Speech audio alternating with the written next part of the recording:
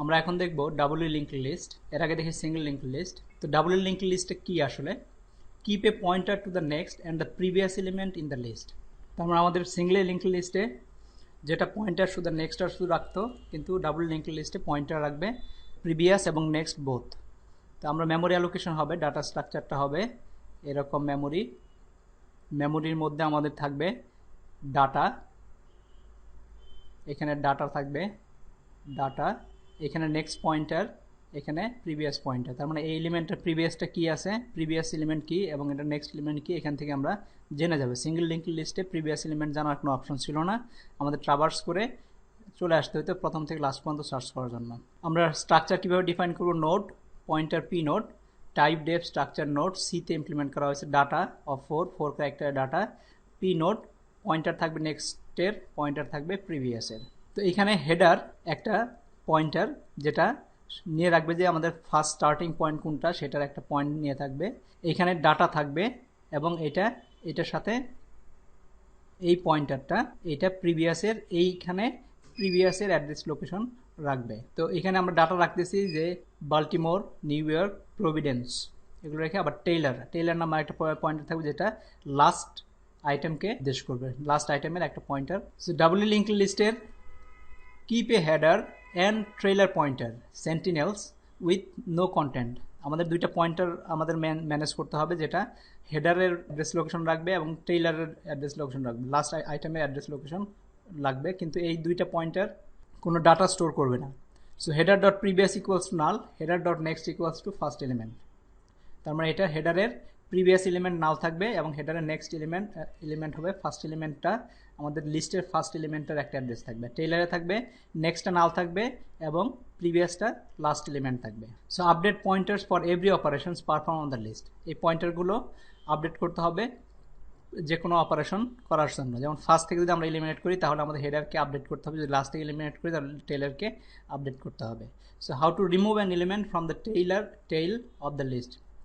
Tail থেকে কিভাবে আমরা এলিমেন্টকে রিমুভ করব। তো এইখানে দেখতেছি হেডার একটা পয়েন্টার আছে যেটা প্রথম এলিমেন্টার একটা অ্যাড্রেস স্টোর করতেছে, তারপরে আমরা পরে ফার্স্ট এলিমেন্টার নেক্সটের এলিমেন্ট স্টোর করতেছে, অ্যাজ ওয়েল অ্যাজ তার হেডারের যে পয়েন্টার আছে সেই পয়েন্টার এলিমেন্টটাকে স্টোর করতেছে। তো লাস্ট আইটেম হচ্ছে এটা, লাস্ট আইটেম যদি আমরা রিমুভ করি লিস্টের থেকে, লাস্ট আইটেম রিমুভ করলে কি হবে, আমাদেরকে এই যে এটা পয়েন্ট করতেছিল, লাস্ট আইটেমকে, এটা এখন পয়েন্ট করবে টেইলারের অ্যাড্রেসকে, আর টেইলারের অ্যাড্রেস পয়েন্ট করবে, এটা আগে পয়েন্ট করতেছিল লাস্ট আইটেমকে, এটা এখন পয়েন্ট করবে এই সেকেন্ড টু লাস্ট আইটেমকে, তখন এটা এলিমিনেট হয়ে যাবে লিস্ট থেকে। তো এইখান থেকে সেকেন্ড লাস্টের থেকে আমাদের সান ফ্রান্সিসকো যেটা ছিল এটাকে এলিমিনেট করে দেওয়া হলো। তার মানে এই ভ্যালুটাকে, এইখানে যে প্রিভিয়াস ভ্যালু ছিল সেই প্রিভিয়াস ভ্যালু ছিল আগের আইটেমে, সেই প্রিভিয়াস ভ্যালু এখন হবে এটার নেক্সট যে আইটেম ছিল, নেক্সট যে পয়েন্টটা ছিল পয়েন্টারটা পয়েন্ট করবে টেইলারকে, আর টেইলার পয়েন্ট করবে এই সেকেন্ড লাস্ট আইটেম। তারপরে ডিলিট হয়ে যাওয়ার পরে যেটা হবে এভাবে থাকলো, এখন টেইলার নিচে আছে, টেইলারটা এখন মাঝখানে সান ফ্রান্সিসকো চলে গেছে, প্রভিডেন্স এখানে চলে আসছে অ্যাজ এ লাস্ট আইটেম হিসেবে। সো রান টাইমটা কী হবে? রান টাইমটা খুব সহজ, যেহেতু আমাদের ট্রাভার্স করতে হচ্ছে না, আমাদের যে কোনো ধরনের ডাটার জন্যই আমাদের একই ধরনের এক্সিকিউশন টাইম লাগবে। তার মানে অর্ডার অফ 1, যেহেতু কোনো ফর লুপ নাই, আমরা ডাইরেক্টলি ট্রেইলারের পয়েন্টার থেকে আমরা এলিমিনেট করে দিচ্ছি এটাকে, তার মানে কোনো ফর লুপ নাই, সো অর্ডার অফ 1 হবে। So how does this compare to simply linked list, মানে সিঙ্গেল লিঙ্কড লিস্টের সাথে কীভাবে কম্পেয়ার হয়? সিঙ্গেল লিস্টের সাথে কম্পেয়ারটা হলো, সিঙ্গেল লিস্টে যদি আমরা লাস্ট আইটেমকে এলিমিনেট করতে চাইতাম তাহলে আমাদের ফুল ট্রাভার্স করে লাস্ট আইটেম আসতে হতো, লাস্ট আইটেমে এসে আমাদের এলিমিনেট করে দিতে হতো এবং এটাকে নাল করে দিতে হতো। সো ডাবলি লিঙ্কড লিস্টের insert first swap element function বা মেথড হতে পারে, ইনসার্ট ফার্স্ট এবং সোয়াপ এলিমেন্ট। সো আমরা লিঙ্কড লিস্টের মাধ্যমে রিভিজিট স্পার্স ম্যাট্রিক্স, আমরা ফার্স্ট লেসনে দেখেছিলাম স্পার্স ম্যাট্রিক্স, এখন এই পার্স ম্যাট্রিক্সে কীভাবে লিঙ্কড লিস্টের দ্বারা আমরা রিপ্রেজেন্ট করতে পারি। প্রিভিয়াস স্কিম ছিল represent each non null elements as a tuple column row value, এটা হিসাবে এক একটা নোড হিসেবে রিপ্রেজেন্ট করতে হবে যতগুলো আমাদের নন নাল এলিমেন্ট, তার মানে এইটাকে। So new scheme, each column row a circular linked list with a head node, each column each column যেটা আছে এই যে কলামগুলো আছে প্রত্যেকটাকে একটা সার্কুলার লিস্ট হিসেবে রিপ্রেজেন্ট করতে হবে। কারণ হচ্ছে এইখান থেকে এখানে আসবে, এখান থেকে এখানে আসবে, তারপরে এইখান থেকে আবার চলে যাবে এইখানে, ঠিক এভাবে সার্কুলার হিসেবে আসবে দেখে এটাকে সার্কুলার লিঙ্ক লিস্ট হিসেবে রিপ্রেজেন্ট করতে হবে।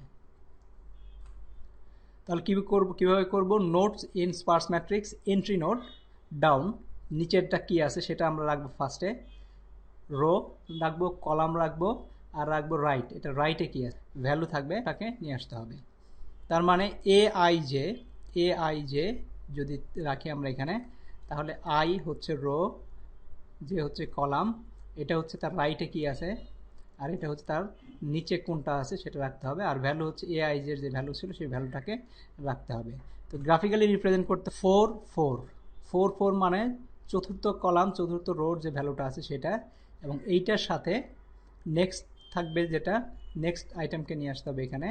তারপরে এই সব নাল ভ্যালুগুলো আছে এইখানে 1 0, তার মানে কলাম 1 0 12 ভ্যালু, এবং এটার রাইটে কি আছে এবং এটার ডাউনে কি আছে সেটা আমাদেরকে স্টোর করে রাখতে হবে। সার্কুলার লিঙ্ক লিস্টের মাধ্যমে আমরা এটাকে স্পার্স ম্যাট্রিক্সকে রিপ্রেজেন্ট করতে পারি।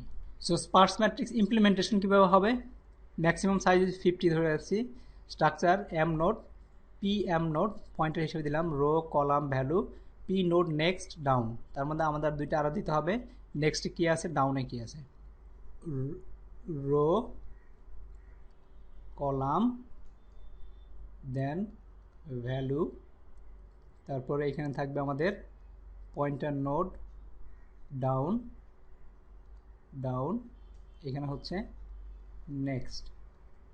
এইভাবে মেমোরি স্ট্রাকচার ডাটা স্ট্রাকচার তৈরি করতে হবে, একটা মেমোরিতে ডাটা স্ট্রাকচার তৈরি করতে হবে যেখানে আমাদের এই পার্টিকুলার নোডের ভ্যালুটাকে আমরা রাখতে পারি। সো এই ছিল আমাদের আজকের lesson double link list. So thank you very much.